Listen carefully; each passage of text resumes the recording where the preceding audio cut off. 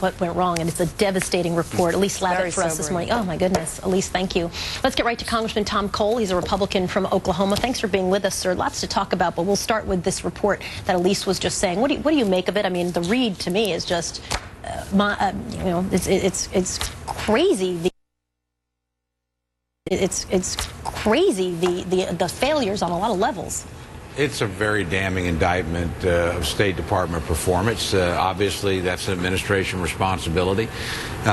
Look, we lost 4 great Americans here, and we had adequate warning. We clearly didn't do anything to respond to the warning. I don't think we did a good job, during the incident itself. And I think we've been less than honest up to this point with the American people.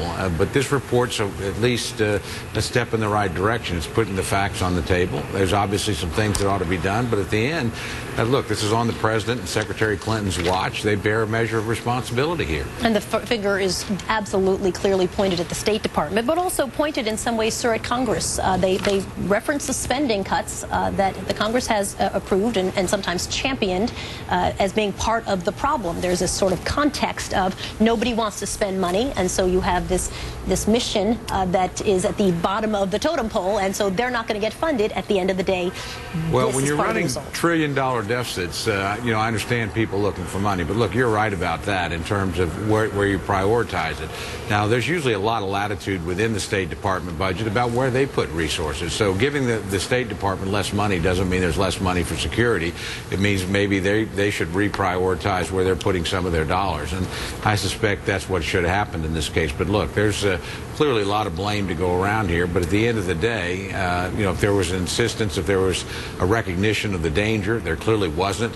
If there was a specific request for Libya, it probably would have been entertained. No such request came to Congress.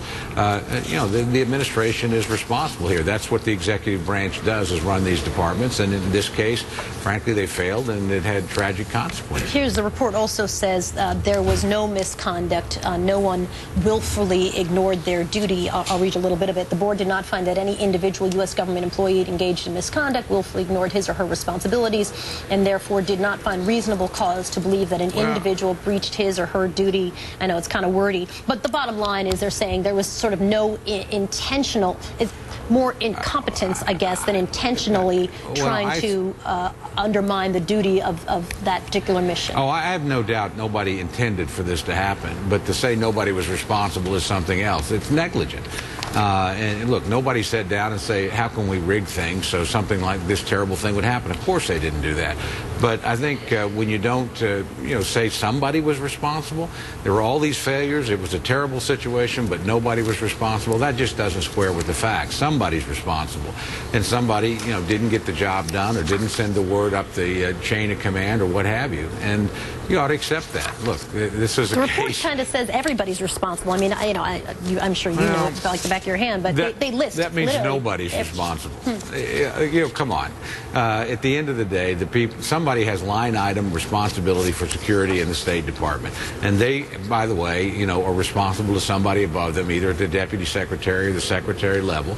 They just didn't get their job done in this case, and so it's not like we have a whistleblower out there that was saying, "Oh my gosh, we're in a terrible situation," and they were ignored. They just didn't do the job. So somebody is responsible, and I don't think it does. It's not very helpful to say we had a terrible thing happen. We had plenty of warning. We should have avoided it, but in the end, nobody was responsible. How can that possibly be the case? I got to tell you, this report is just stunning. Let me turn for a moment, if I can, sir, to the fiscal cliff. A couple of proposals now and counter proposals on the table. The president upping his number to $400,000 as the threshold to raise taxes. We also know that technically Social Security would be changed by what they're sort of putting on the table on that front as well. What do you make of these proposals at this point? I think the two sides are still a ways apart, and we're going to have some legislative action to try and help define the differences. But I think at the end of the day, if you look at where both sides were Friday and where they were yesterday morning, the differences are narrower in the last 72 hours. Now, that doesn't mean we've got a solution. We don't. It doesn't mean that we're imminent, but I would actually say they're moving toward one another. There's been concessions on each side. Obviously, we want to extend all the Bush tax cuts if we possibly could, but there's a recognition we're not going to be able to do that. That's in the Speaker's proposal. There's also revenue on the table. That certainly wasn't the case earlier. More revenue now. than there was in the initial Republican proposal. Frankly, you know, an extension of the Bush tax rates for more people by the administration. So, again, I'm not going to tell you it's done, but I think there's been movement in the right direction by both sides. How do you feel about the chained CPI proposal that's now on the table? Very much in favor of that. Look, I think to save these programs, there's simply not enough revenue. If the president got all the revenue he asked for, we would still have terrific problems with Medicare, Medicaid, and long-term Social Security. So these are minor adjustments. They're things that people will hardly notice, but they add up over a decade to a lot of money. So will you take some political heat? Sure, but I think everybody's going to take political heat on all sides of this, and I'm frankly happy to see that idea on the table, happy to see the administration entertaining it. Congressman Cole talking with us this morning. Thank you, sir, for your time. We appreciate it. Thank you. John Berman's got to look at other stories making news today. Thanks so much, Soledad. Another day of grief.